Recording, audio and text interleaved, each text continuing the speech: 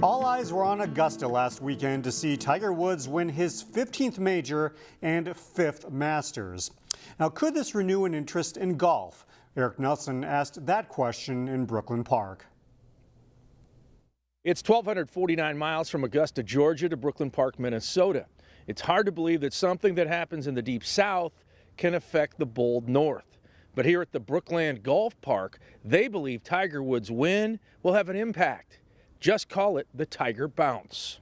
Tiger Woods moves the needle. Yes, he does. I expect that more people will come out. Thanks to his recent heroics, Brookland officials predict a spike in golf popularity. Anytime there's a real good feel-good story and stuff like that, and he's proven it in the past and everything like that, that when he's doing well, golf in the industry and stuff like that seems like it's doing a little bit better. For Brookland, it's a double dose of good news. Despite last week's snowstorm, the facility reopened Tuesday. The course came through the winter really well. And Tiger's major win came at the perfect time. It's awesome. It's awesome to see somebody do something like that, go against the odds and be able to help the game and, you know, what he's done for the game. In 2013, the PGA created Golf 2.0. Greens had 2 holes, including one that was double in size. Brookland was a trial balloon in an effort to generate more interest in the sport. I think it did. And was the first course in the nation to offer 2.0. We did it out here for about 5 years, and we still have it. We don't have it out on the course 100% of the time, but we do have it if people want to use it. Now, they have made some changes at Brookland Golf Park for the new season. They have taken out some trees and put in some new ones. In Brookland Park, I'm Eric Nelson, CCX News. It's the time of year when high school students are putting finishing touches on their spring musicals. But Neil Persley found some Maple Grove Elementary students who have an all-new opportunity to learn theater.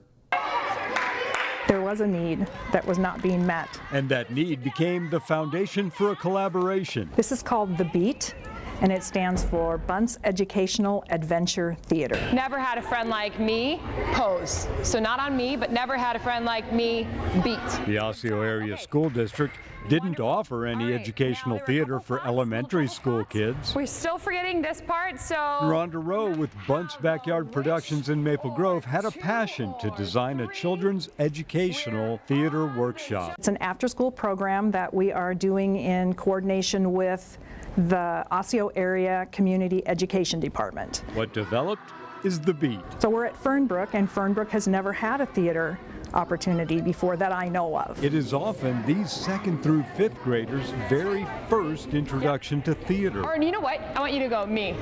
Never had a friend like me. They learn about how to take direction. We have 2 directors. Take about 1 step back. Patient directors like Samantha Ron work through each detail of a show with the students. Okay, we're gonna start it, all right? The camps are 4 days a week for 2 weeks, 2 hours after school, and by the end of it, they perform a musical on stage with a full set, costumes, props, and all the rest of the elements that make a show. I feel like theater as an experience, especially musical theater, can be a great tool to help kids figure out who they are and what they like and, you know, what are they capable of. In Maple Grove, Neil Persley, CCX News.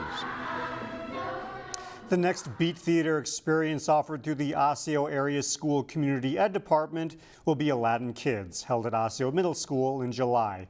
We'll have more information on that on our website. Easter weekend is a time for family fun, and the Spring Babies Festival might just be the perfect place to take family. Reporter Meredith Hackler shows us what you can expect. Believe it or not, spring is upon us, and we all know that when springtime comes, warmer weather and flowers start to sprout up. But we often forget that springtime brings lots of babies. So let's head in the tent and check out and see what kind of animals there are for us to see. Come on. We're ready for some cuteness, you guys. The people from the cities don't get to experience brand new animals, so we decided to bring the animals to the city and have people come and enjoy it. The Spring Babies event has been taking place in Brookland Park for 3 years. Families can get up close and personal with farm animals they otherwise might not get the opportunity to hold.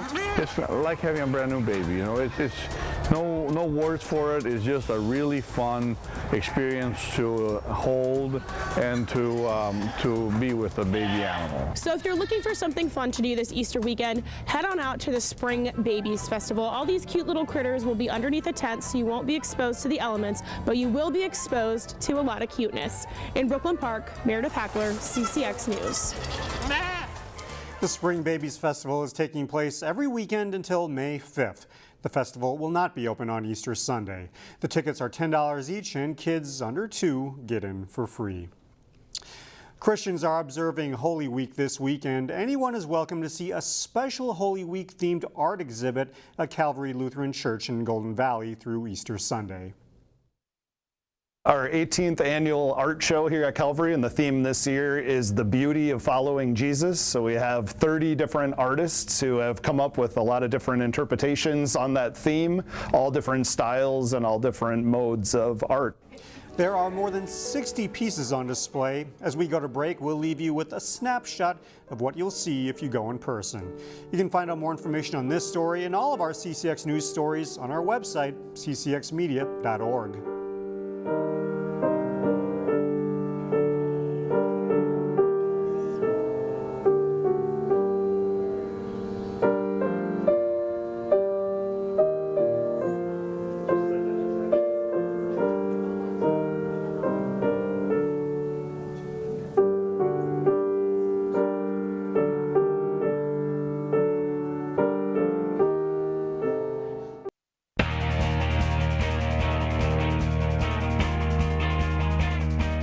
High school lacrosse teams across Minnesota are getting their season started. The Champlin Park girls traveled to Maple Grove to take on a Crimson team coming off a 14-win season.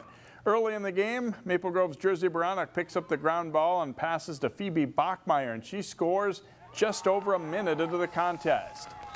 From the free position, the Rebels' Cameron Mayer passes to Clara Johnson for the goal to get Champlin Park on the board. They're within 2-1.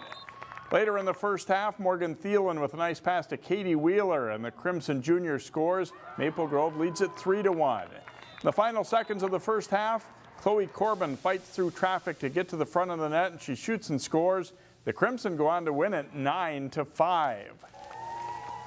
In the boys' game between the same schools, first quarter, the Crimson's Parker Slotvy to Ian Slotvy for the goal, and it's 1-0 Maple Grove.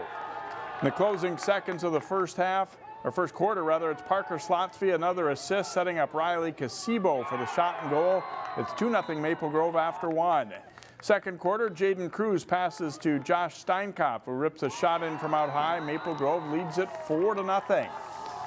Later in the second, Champlin Park gets on the board when Joseph Schmidtbauer bounces a shot in to make it 5-1. But the Rebels get no closer. Maple Grove rolls to an 11-2 win. The Osseo baseball team lost a pair of road games early last week before our snowstorm. The Orioles got back on the field for their home opener this week. New Osseo coach Joe Lavin leading the Orioles for the first time at home. The bottom of the first, Osseo's A.J. Valeri with the drive to the gap and a diving catch by Andover's Dylan Livgard.